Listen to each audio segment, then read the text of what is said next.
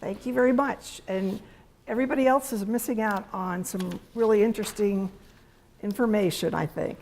I wanted to start out by pointing out that 2019 is the bicentennial of the creation of Arkansas Territory. And I think it's a big deal because the territorial period in Arkansas is fascinating. It hasn't been studied very much, and in part that's because records from that time period sometimes have been destroyed or they're kind of just being made available. But anyway, I thought I would look at the earliest seals for the territory, and so I found this one from 1832, and I had read somewhere that symbolism in seals and on flags is sort of universal. So, but I looked at this and I was trying to figure out, okay, where do these things come from? And I couldn't come up with anything because there's a flag here, but that doesn't match any US flags or any of the Arkansas flags. There's a cannon, okay, I get that. Really the only significant thing that I could figure out is this pole and this hat. Whoops. And let's go back. So, and reading and looking at different things, that symbol comes from the French Revolution, which I think is pretty cool, and it's called a liberty cap.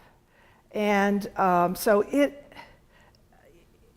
actually goes further back than that. It goes back to the Greeks and Romans, but in France, it was a symbol of liberation and unification. So I thought that was pretty nifty. I don't know what the stars mean either.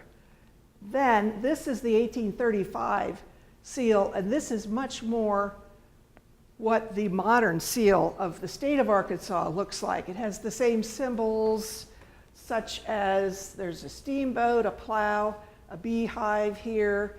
It has the eagle holding arrows in one talon, and let's see, a saber with the scales of justice over it. So again, and the other things have meanings too. So it's sort of evolved, but I still want to find out about the earlier one. Okay, so now to the subject of the talk. Davidsonville in Lawrence County, Arkansas was the first planned county seat town in Arkansas. It was platted in 1815 and 1816. It had a 2-story brick courthouse, a jail, and a number of residences. The first federal land office in Arkansas was also at Davidsonville. At that time, Lawrence County consisted of roughly the northern third of Arkansas. And again, in 1815, it still would have been Missouri Territory. The town filled with visitors and attorneys when court was in session twice a year. A number of businesses catered to the visitors, serving as bed and breakfast type housing. And let me just point out a few topographic features. So here's Davidsonville, and it's on the Black River. It's right at the edge of the Ozark Escarpment and the Delta. So because it's in this position, it's cited to use all the resources of the Ozarks and the resources of the Delta at that time. Here's the Black River, very important. It comes down and joins the White River. The White River goes right into the Mississippi River. So this was the travel route from Davidsonville to the Mississippi River, and then it was a straight shot down to New Orleans. It's also possible to make travel up the Mississippi to the Ohio River and go, say, to Cincinnati. That was an early port city. Okay, the Arkansas Archaeological Survey conducted excavations at Davidsonville in 1980, and in 2004 through 2009, data on architectural features of the county courthouse, for example. Oh, this is just to show you Lawrence County. Here is the boundary. So all of this is Lawrence County. So people living and actually up into what is now the state of Missouri. So people living in all these areas had to go to Davidsonville to go to court, to go to the circuit court. And we know, for example, people traveled all the way from Fayetteville to Davidsonville. Okay. Now, this is an overhead shot, not too great, but what I'm trying to show here is the three corners, foundation corners here. There's the second one, and the third one's going out of the picture. But these are from the courthouse. And based on measuring the distances between those, we were able to get the dimensions of the courthouse. And we found hundreds of brick fragments, whole bricks, and like 8 nails. So based on that, we're saying that it was a brick courthouse. And there are written descriptions from the time period. And we also collected data on architectural features of a 2-story double pen log house. And again, this is a partial view. Here's a corner of a building. Here's a corner here that goes this way. And so, again, a pretty large structure there. We also found a second residence, and this residence had a shallow cellar or a trash pit that might have been beneath the floor in the house. So this is showing after the feature has been excavated. The orangey yellow soil is the subsoil.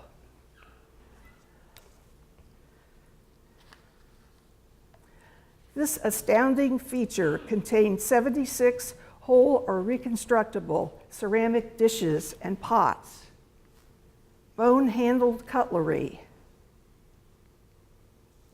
and glass bottles. Personal items such as buttons, glass beads, a silver ear bob, and coins. These items were probably dropped and lost through the floorboards of the house. The sheer volume and types of objects found in this feature suggest that this building was a private residence that also served as a tavern or boarding house when court was in session. And additionally, it was across the street from the courthouse. Part of our work at Davidsonville included a complete walkover survey and use of a metal detector. This was very successful in overgrown forested areas at the edge of the park. We discovered the remains of a blacksmith shop with artifacts such as horseshoe nails, lead stock, clinkers, and lead sprue. And this slide shows clinkers on the left, which is just the residue after the forge, the fire that the blacksmith uses has burned out or burned down. And the other artifacts are all iron objects, nails, and of course a horseshoe. All right, so in addition to these kinds of artifacts, we found fragments of dishes and other domestic trash, suggesting that the blacksmith's home was nearby. Additional excavations at the 2-story dog trot residence in 2009 revealed artifacts indicative of a tavern, including a brass spigot key and key guide. And these are here. Here's the key and the key guide. So this is a specially shaped key to fit in this lock. And the lock would have been on a small cask of liquor that probably would have, usually in a tavern, there was a table or like a counter, and the liquor was behind the counter, and so the proprietor would keep his eye on that at all times and keep it locked. Other artifacts found include ceramic storage vessels, window glass, a pipe stem, and gun flints. While we worked on identifying and analyzing the artifacts we collected, I began doing archival research. Historical archaeology relies strongly on the archival record. Not only are perishable objects missing from historic archaeological sites, many times the context and purpose of what we excavate is unclear or unknown without supporting documents.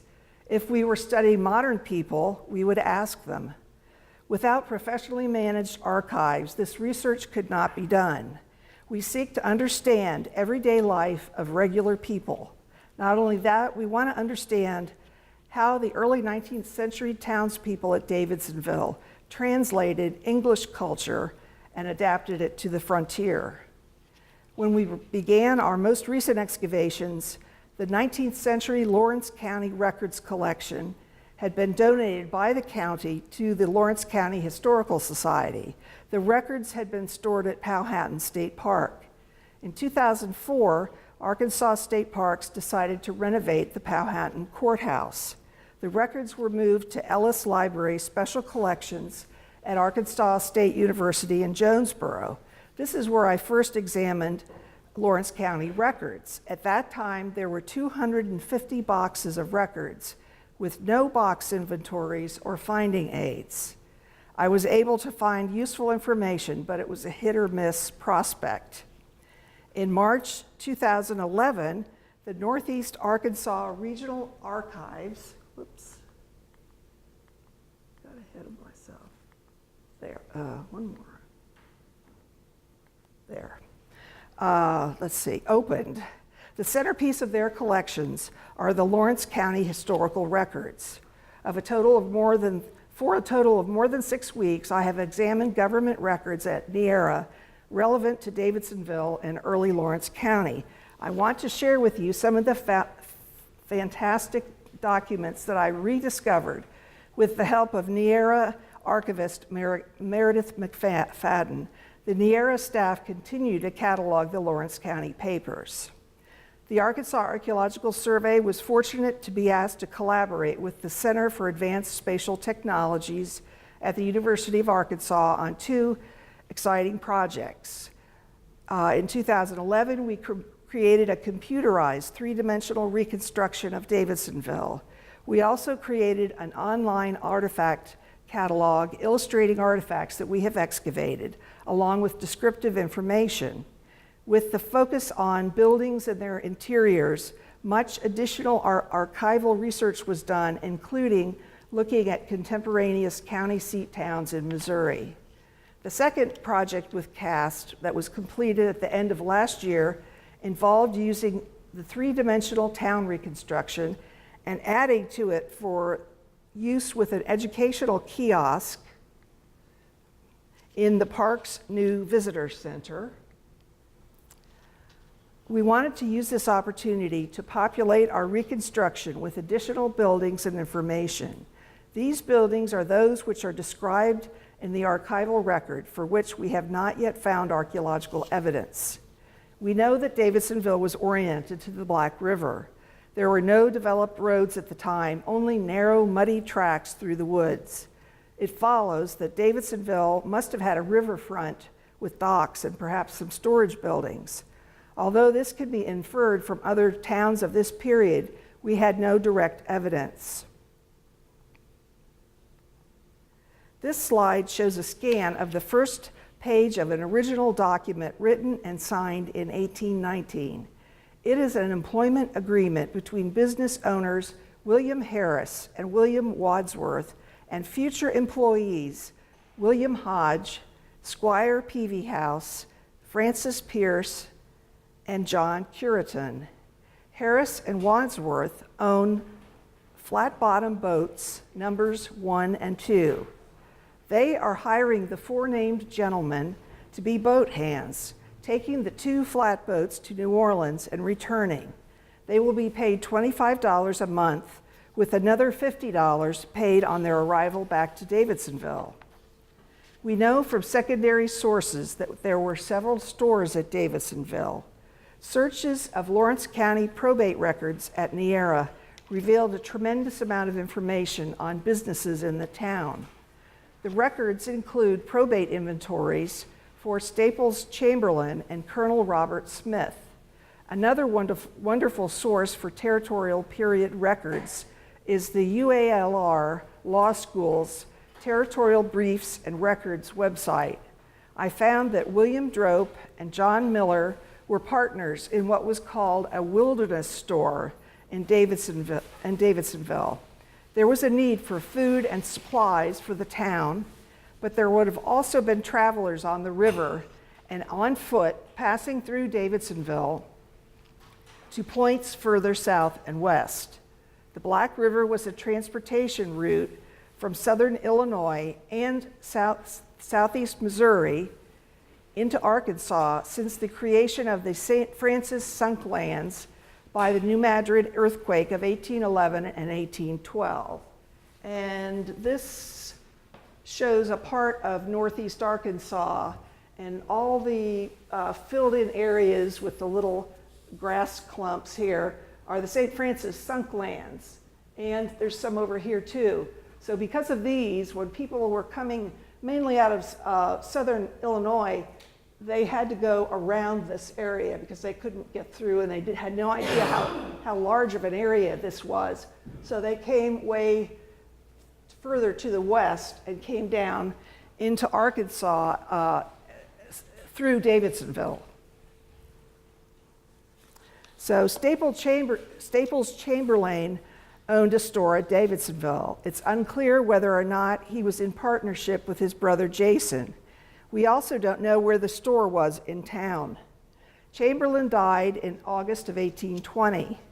There was a sale of the store's merchandise, netting just under $37,000 in 2018 dollars.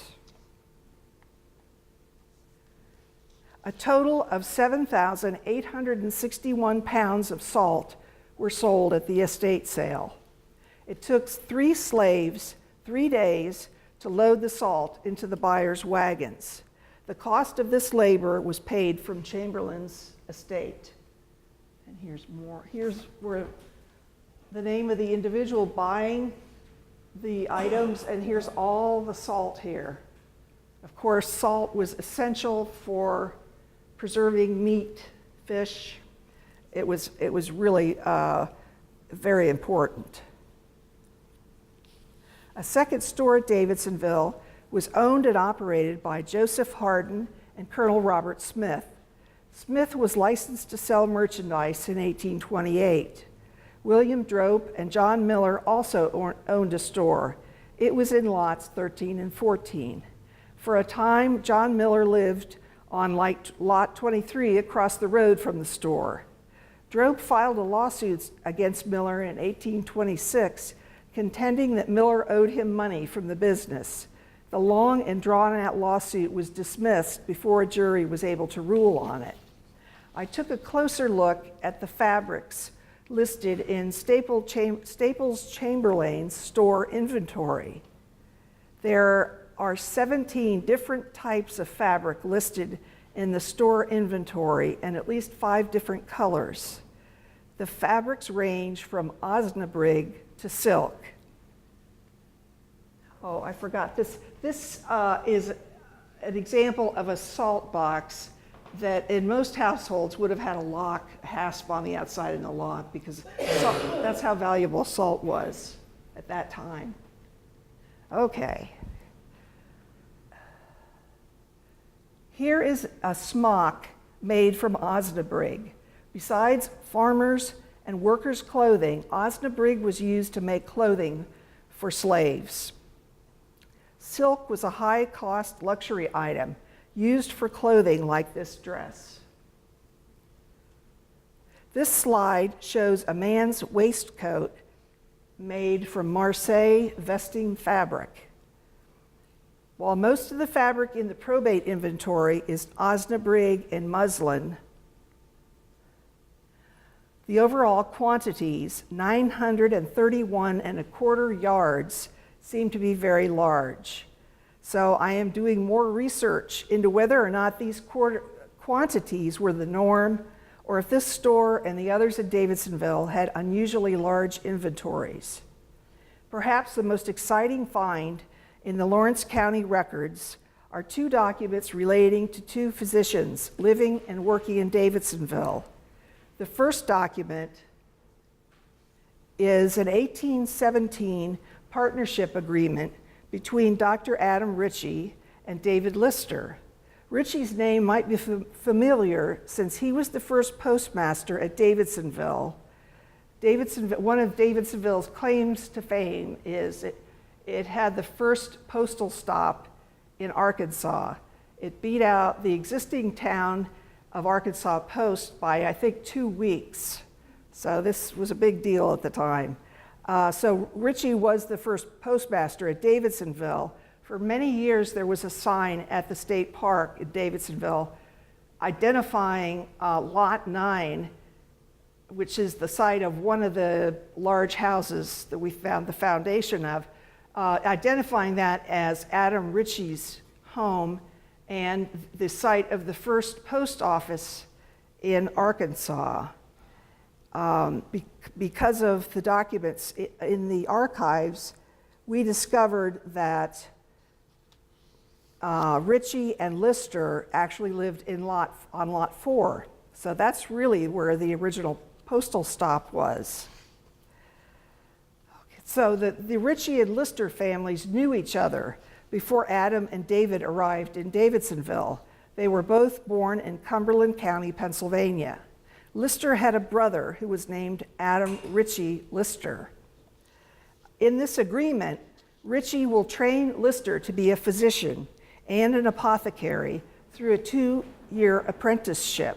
This was a very common practice at the time, especially in a place where there were no universities that were nearby, and this was also the way that lawyers were trained. So Lister paid Ritchie $100 for this apprenticeship. While Lister was learning by working with Ritchie, he had access to Ritchie's medical library. Lister would also be entitled to half the medicines and associated items owned by Ritchie. Ritchie agrees to give Lister half of his profits from practicing medicine, half of the harvest from crops they grow on land outside Davidsonville. The two men had equal shares in Lot 4 in Davidsonville as well. So we know now that the first postal stop was in Lot 4 in Davidsonville. Another sort of a misnomer to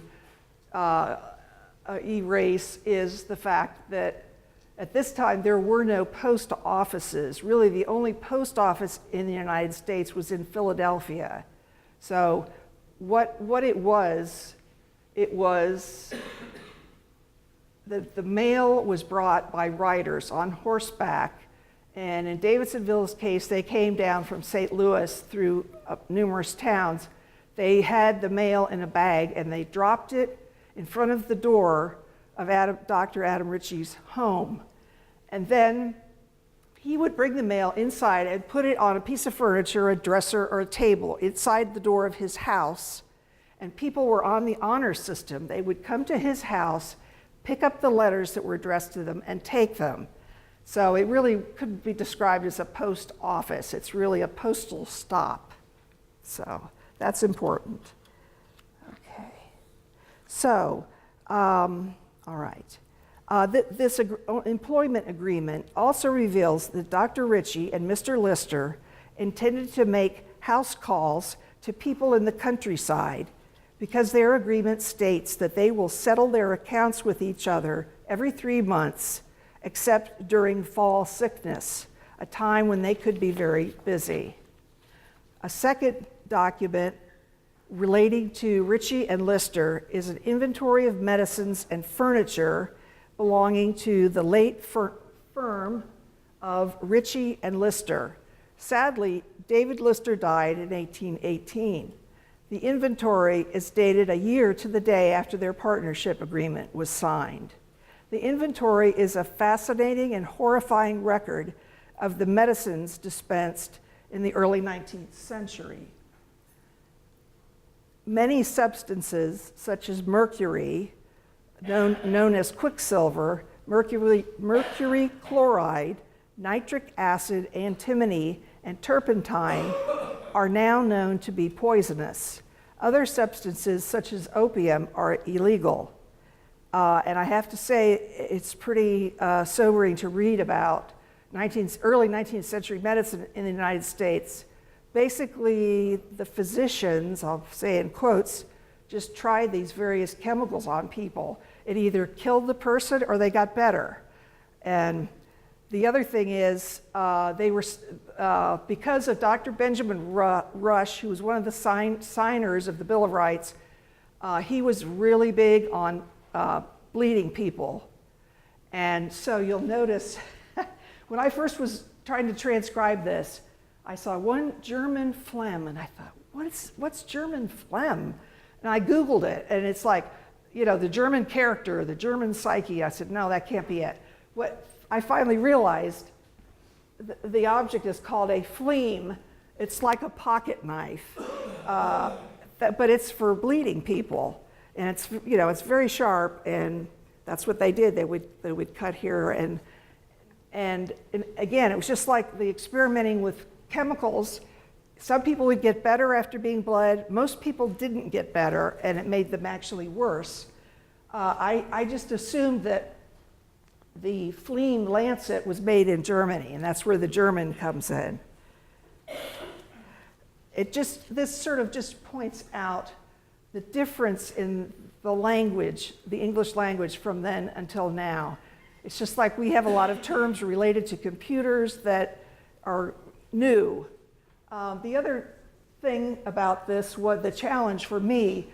A lot of these chemicals or substances were abbreviated in the original.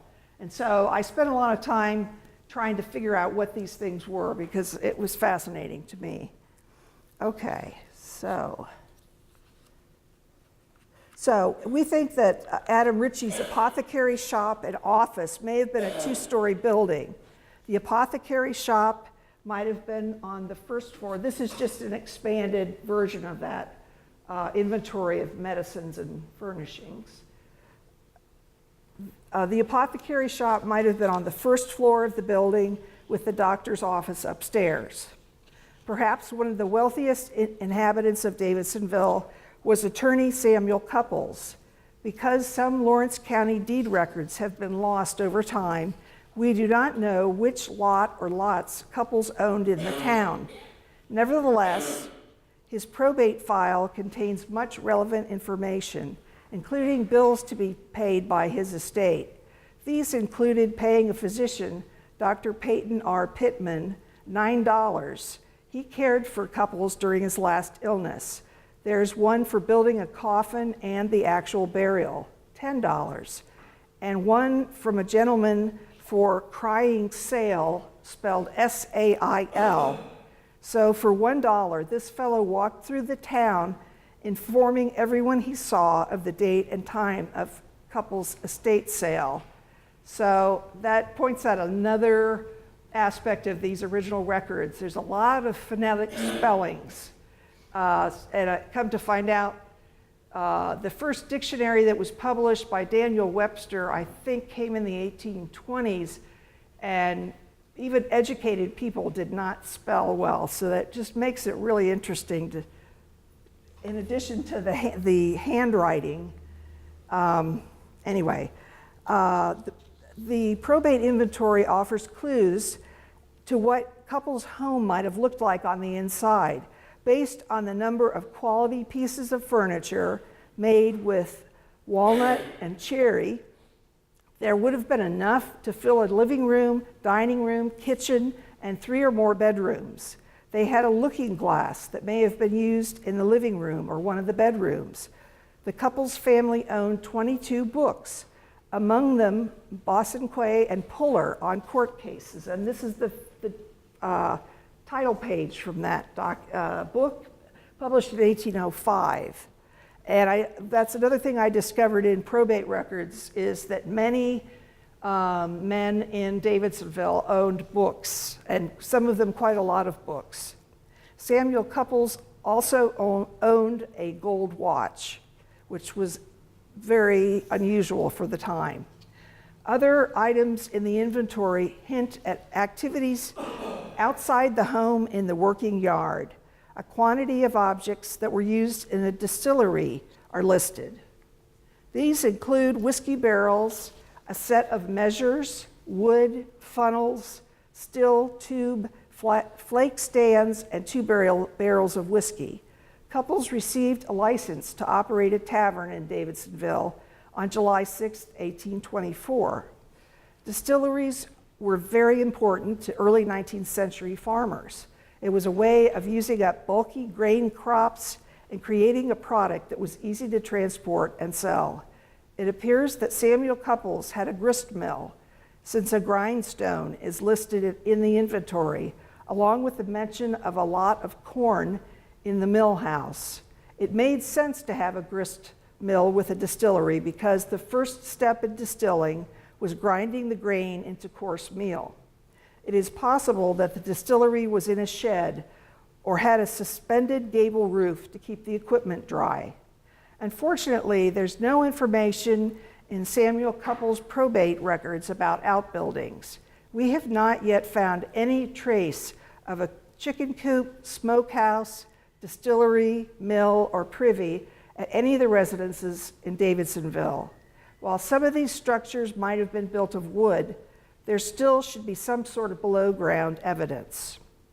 The way people lived in Davidsonville and the goods that were available to them are a reflection of the rise of the middle class in America. The changes in America mirror those happening at the same time in England. I have to admit that I was biased in my initial expectations of what the archaeology of Davidsonville would reveal. Some might say that having archival documents makes the reconstruction easier, but I think they add complexity, which is a good thing. So I will leave you with this thought. This is a takeoff from an old quote or an old phrase in the history field that it just illustrates how important archives are. The records from Lawrence County that are now in Niagara were in 250 boxes. They weren't in any order, they weren't in any arrangement. So I talked to the archivist working there. They had to take everything out of folders and lay them out on a huge table, and they're still cataloging those records. So it's a long process, but they're in a climate-controlled collection facility. So and I have to say, looking at many of the original documents, they're in very good shape. So that's a good thing. I'd love to answer some questions if you have any questions. I've also brought with me copies of all the documents that I showed up here, or all of my transcriptions. If you're interested in reading in more detail, please take those with you. Thank you. You're welcome.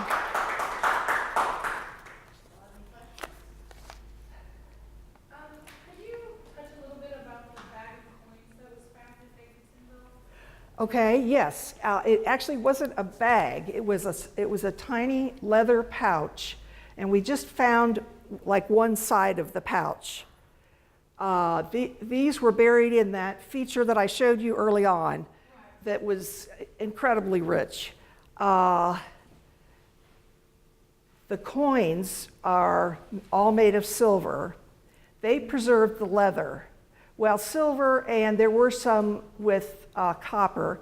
There was a tiny thimble and some straight pins. So the combination of the metal corrosion effects preserved the leather. Usually leather is not preserved below ground. So what we think it is a little grouping of coins and like a little sewing kit that somebody had it in their pocket, and they dropped it or somehow lost it on the floor, and we're picturing a dark, smoky tavern room with lots of people, and maybe this pouch fell through the cracks in the floor, which were common at the time, and it fell down into this pit that it could have been a cellar under a room, a shallow cellar. We don't exactly know how the feature was created because it was sealed, so the artifacts were not disturbed previously, but there was some evidence of burning at the top. But nevertheless, the coins in the pouch are mostly silver coins that are Spanish coins. And I discovered in doing research and identifying the coins, that Spanish coins were known to be pure silver, whereas US coins were not. And so in the United States, Spanish coins were used until the 1850s because they were known to be pure. So you'll notice on some of the inventories, there are fractional cents listed, like 62.5 cents. And for the longest time, that really confused me. And I thought, what are these fractions about?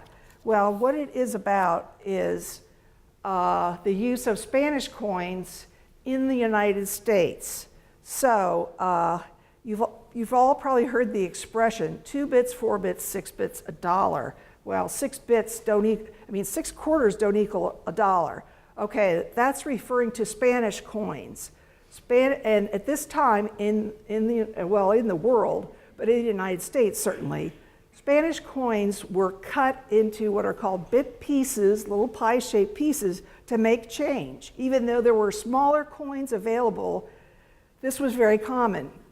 So those were bit pieces. That's how they get the fractional cents, because they're parts of an 8 real Spanish coin. So we found many bit pieces at Davidsonville, and there's a number of them were in the leather pouch. We found overall about 20 coins, and just very few U.S. coins. But one of them that was in the pouch is dated 1776, which I think is really cool. Some of the coins had. You said it was dated 1776? Yes, one of the coins that we found. Which coin was that? That was, there's a large one. I could go back to the picture, but there's a large coin, a U.S. coin, right, that's kind of on the bottom, and the other things are around it. And is there a place where we can access it?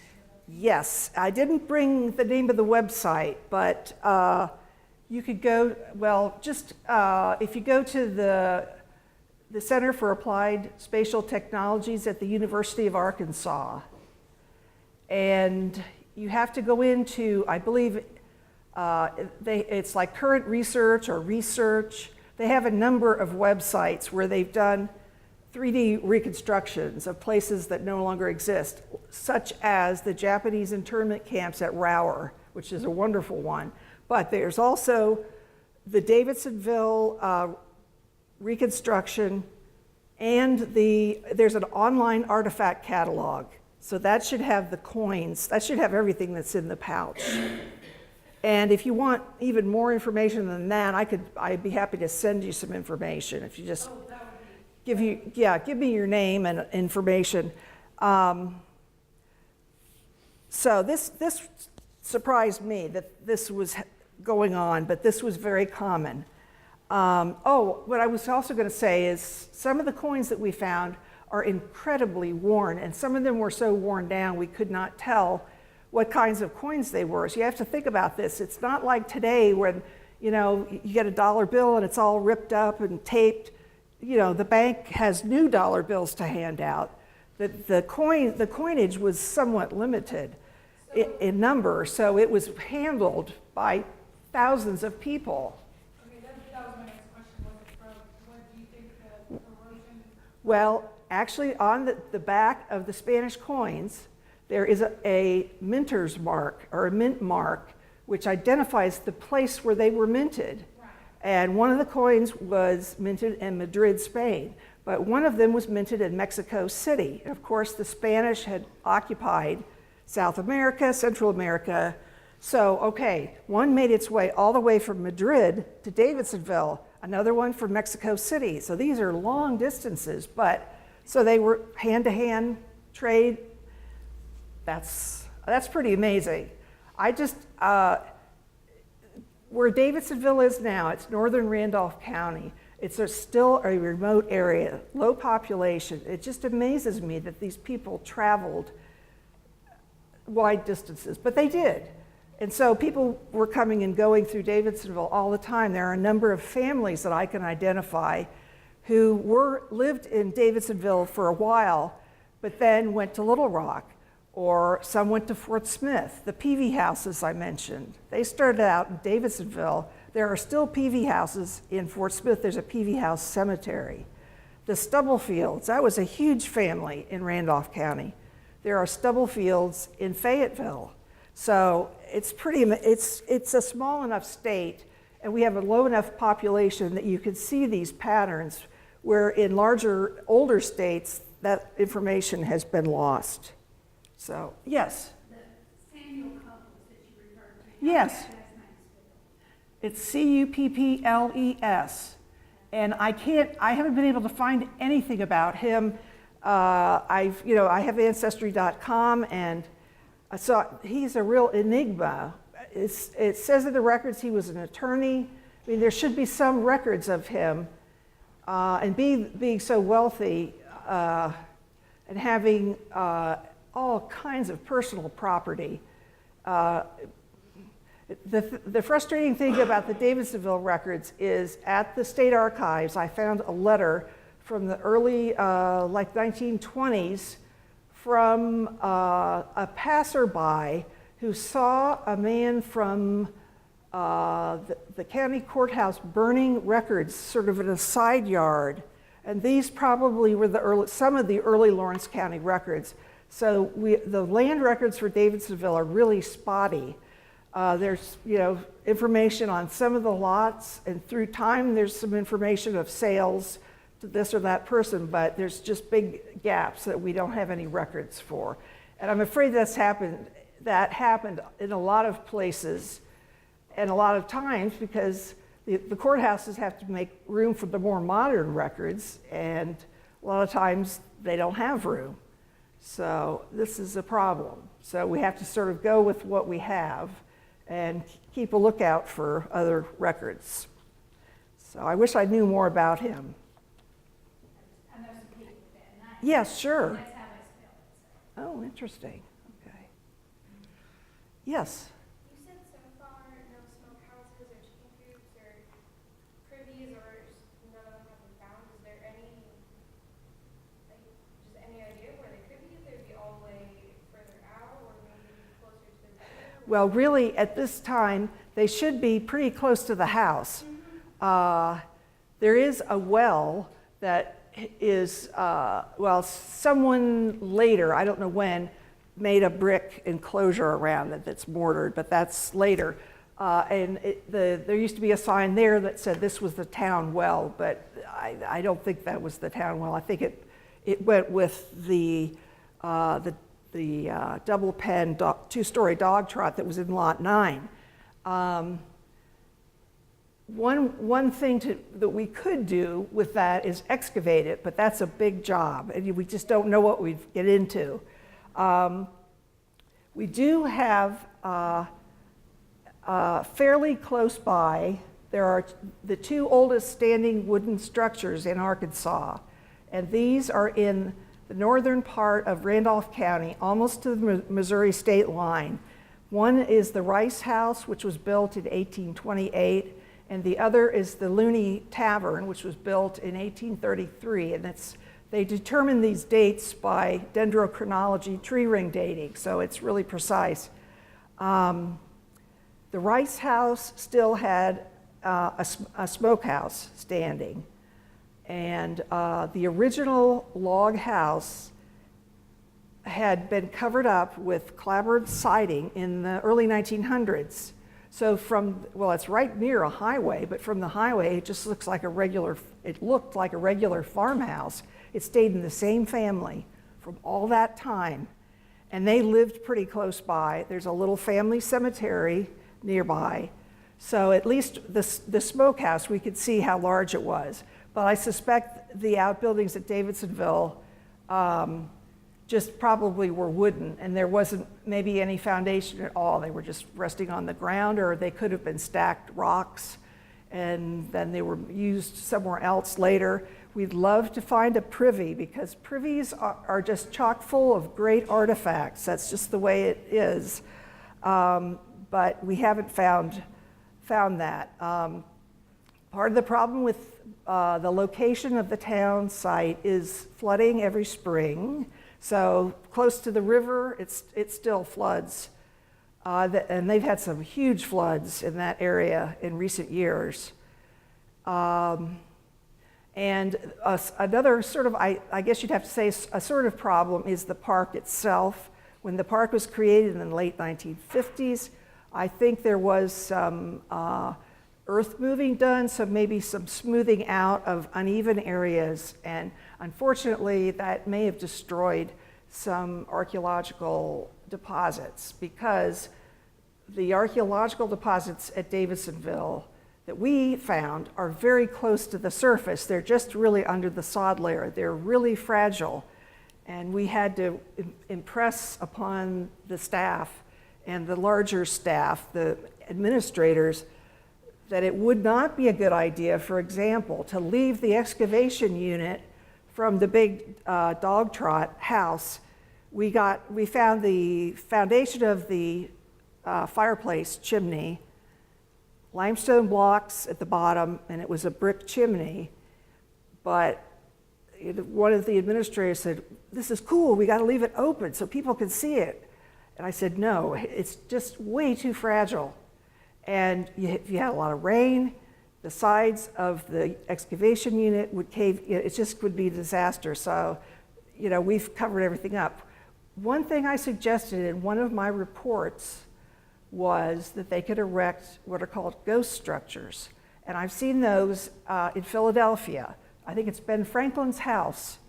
And so I found a picture of it, and I said, this is something that could be done at Davidsonville. They didn't seem to want to move in an old cabin from somewhere else in the state. So I said, how about this? And they actually have done that, which really surprised me. But I'm glad, because they did put up it's what it is it could be wood or steel. At Davidsonville it's steel, but it's the outlines of the building based on the archaeology, where we found the foundation, the height that we think the building was, and the size. So they've put one up for the courthouse and then one for the big residence tavern in Lot 9. And I think that's a great start, because before then, there was nothing to see. It was just like a big backyard, big grassy backyard. So at least there's those buildings to see. Gives a sense of the size of those buildings. And I think they may want to add some more of those ghost structures.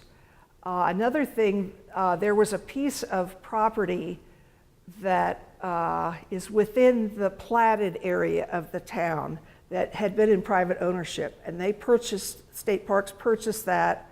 Maybe it's probably been 5 years ago now, but there's not been any archaeology ever done, and I don't think that land has ever been plowed, which is great. So we want to do some work there. They're trying to get funds, so we'll see. We'll keep our fingers crossed, because that could be really interesting, and that piece of land goes down to the river. So that could be very exciting. Yeah. Well, thanks for coming. Appreciate it.